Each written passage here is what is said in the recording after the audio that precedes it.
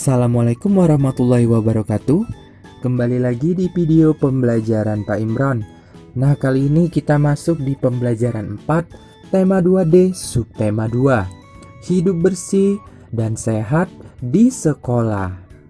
Tapi sebelum kita mulai belajar, kita berdoa dulu. Pertama, kita baca surat Al-Fatihah. Yang kedua, kita membaca doa supaya kita dipermudahkan segala urusan. Dan yang ketiga, kita membaca doa sebelum belajar. Berdoa dimulai.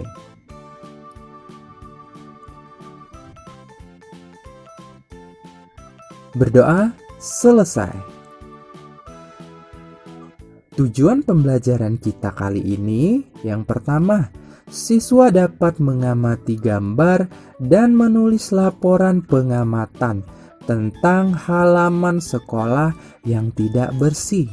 Yang kedua, siswa dapat menentukan pola barisan bangun datar. Kita langsung belajar ya. Ayo membaca.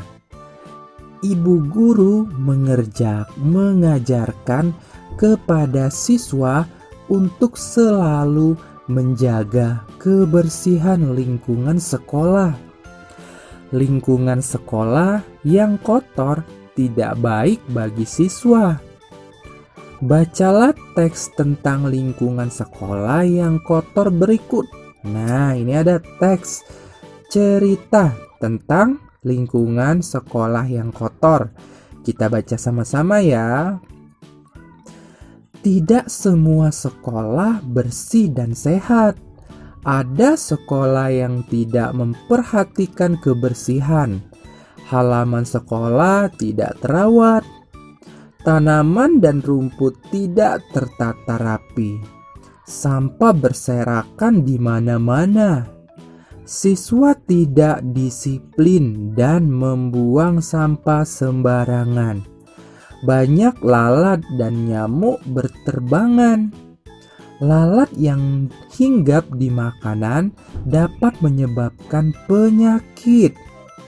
Nyamuk dapat menyebarkan penyakit demam berdarah. Kita harus selalu menjaga kebersihan lingkungan sekolah. Sekolah yang bersih menghindarkan kita dari penyakit. Nah, tadi kita sudah membaca teks cerita ya, tentang apa? Tentang lingkungan sekolah yang kotor. Sekarang coba anak-anak semuanya menceritakan kembali isi teks yang kalian baca tadi ya.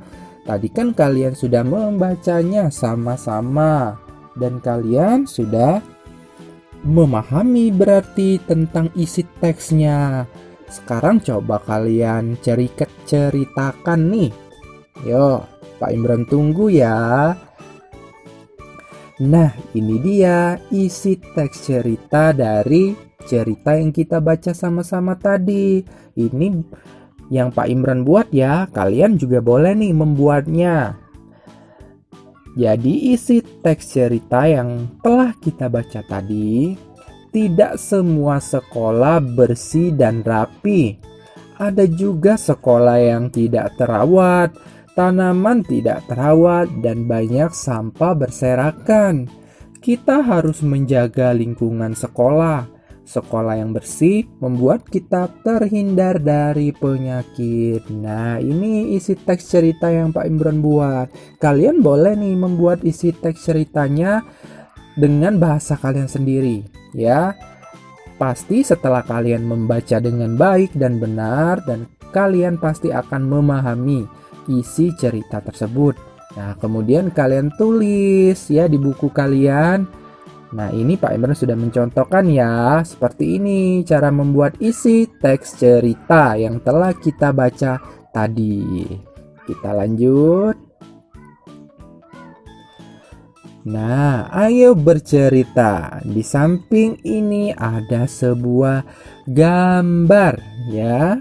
Kira-kira gambar apa nih? Gambar sekolah. Ini ada sekolahnya. Kemudian ini ada halaman sekolahnya. Sekarang coba kalian ceritakan bagaimana sekolah ini. Halamannya juga seperti apa? Coba kalian ceritakan. Apakah sekolah ini bersih atau kotor? Apakah sekolah ini mempunyai apa ya? Apakah sekolah ini tanamannya terawat atau tidak? Apa sekolah ini bersih, tidak ada sampahnya, atau malah banyak sampahnya? Dan sekolah ini kira-kira rumputnya terawat atau tidak? Nah, coba kalian jelaskan, kalian ceritakan ya. Nih Pak Imran sudah membuat ceritanya dari gambar ini. Jadi Pak Imran telah mengamati gambar ini. Gambar apa? Halaman sekolah. Halaman sekolah tersebut sangat kotor. Nih bisa kita lihat nih, kotor ya. Rumputnya tidak terawat. Lihat rumputnya tidak terawat. Tinggi-tinggi ya rumputnya. Banyak sampah berserakan. Lihat nih, sampahnya berserakan nih. Sehingga banyak lalat yang mengerumuninya. Nih, lihat nih banyak nih lalatnya yang warna hitam. Sekolah yang kotor banyak terdapat kuman penyakit. Nah, ini adalah cerita yang Pak Imran buat dari melihat gambar ini. Kalian dibuat juga ya ceritanya seperti ini sesuai dengan apa yang kalian pikirkan ya. Coba dibuat. Nah, kira-kira kalau sekolah kotor tuh enak nggak? Tidak enak ya. Kalau sekolah kotor pasti bau dan banyak kuman penyakit. Jadi nanti kalau sekolahnya kotor bakal mudah terserang penyakit. Nah, kita tidak mau seperti itu. Jadi kita harus menjaga sekolah kita agar tetap bersih. Kita lanjut. Kelompok Nina menari diiringi rebana. Kelompok Deli menari diiringi triangle. Perhatikan bentuk rebana dan triangle berikut. Nah, yang mana rebana, yang mana triangle? Ini adalah rebana. Bentuknya bulat ya. Nih, bulat seperti ini atau lingkaran. Nih, bentuknya seperti ini. Kalau triangle ini bentuknya segitiga. Nih ya. Pak Imran ulangi, kalau rebana ini gambarnya bentuknya bulat atau lingkaran dan triangle bentuknya seperti segitiga. Kedua alat musik ini adalah alat musik ritmis, digunakan untuk mengiringi lagu ya, untuk mengatur tempo lagu. Kita kan sudah belajar ya. Kita lanjut.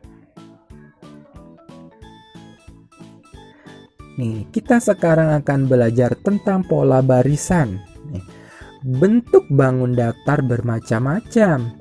Bangun datar yang berbeda dapat disusun membentuk pola barisan. Perhatikan contoh pola barisan bangun datar berikut. Nih, kita lihat nih. Nah, ini ada suatu bangun datar dalam bentuk barisan. Ini bentuk bangun datar apa? Segitiga ya. Segitiga. Kalau yang ini lingkaran. Nah, di sini bangun datar segitiga dan lingkaran membentuk suatu pola barisan. Jadi mereka ini tersusun. Nih, lihat nih, bersusun. Pertama, susunan yang pertama kan segitiga. Kemudian lingkaran. Kemudian balik lagi ke segitiga, ke pola awalnya. Kan tadi segitiga pola awalnya. Segitiga. Kemudian setelah segitiga apa? Lingkaran. Ya, sesuai dengan polanya. Karena di sini tadi polanya setelah segitiga adalah lingkaran. Kemudian lihat lagi. Setelah lingkaran apa polanya? Segitiga. Setelah segitiga apa polanya? Lingkaran. Setelah lingkaran apa polanya? Segitiga lagi. Kemudian setelah segitiga apa lagi polanya? lingkaran. Nah, seperti itu cara menentukan pola barisan. Jadi, bangun datarnya akan bersusun secara berbaris, berpola. Nih, misalkan ada contoh soal seperti ini. Nih, lihat nih, kita disuruh melengkapi bangun datar yang ada di titik-titik ini. Kira-kira bangun datar apa sih yang sesuai yang harus kita buat di sini? Bagaimana cara menentukannya? Kita lihat pola barisannya. Kita lihat yang pertama. Bangun datar yang pertama adalah segitiga. Dan yang kedua adalah segi 4. Kemudian yang ketiga balik lagi ke segitiga yang awal ini. Berarti yang ini kira-kira bentuknya apa? Benar sekali, segi 4 ya, karena pola barisannya adalah segitiga dan segi 4. Kemudian nanti balik lagi ke segitiga. Kemudian segi 4. Nah, selanjutnya segitiga lagi. Kemudian segi 4. Sekarang titik-titik ini kira-kira kita isi bangun datar apa? Benar sekali, segitiga. Kan sesuai polanya. Setelah segi 4 adalah segitiga. Kemudian balik lagi ke segi 4. Seperti itu. Nih, sekarang contoh lagi. Yang ini. Lihat. Segitiga, kemudian lingkaran. Selanjutnya ada lingkaran, ada segitiga lagi ya. Kemudian selanjutnya ada lingkaran. Jadi polanya adalah segitiga, kemudian lingkaran, kembali lagi ke pola awal, segitiga, kemudian lingkaran, dan titik-titik ini kita isi apa? Iya, benar sekali, segitiga. Ya, selanjutnya adalah lingkaran, kemudian pola berikutnya segitiga. Setelah segitiga apa? Balik ke pola apa jadi? Lingkaran, ya. Jadi polanya di sini segitiga, lingkaran, segitiga, lingkaran, segitiga, lingkaran, segitiga, lingkaran. Seperti itu ya. Selanjutnya, contoh soal yang di bawah. Polanya adalah segitiga, kemudian segi 4. Nih. Selanjutnya yang ini kita isi apa jadi? Iya, benar sekali, segitiga. Kan polanya segitiga dan segi 4 nih. Berarti ini balik lagi ke segitiga. Selanjutnya segi 4, selanjutnya segitiga, kemudian segi 4, selanjutnya segitiga, dan selanjutnya segi 4. Seperti itu ya anak-anak semuanya. Nah, pembelajaran kita sudah selesai. Pak Imran akhiri pembelajaran kita hari ini ya dengan berdoa dulu. Kita akan membaca surat Al-Asr. Berdoa dimulai. Berdoa selesai. Wassalamualaikum warahmatullahi wabarakatuh.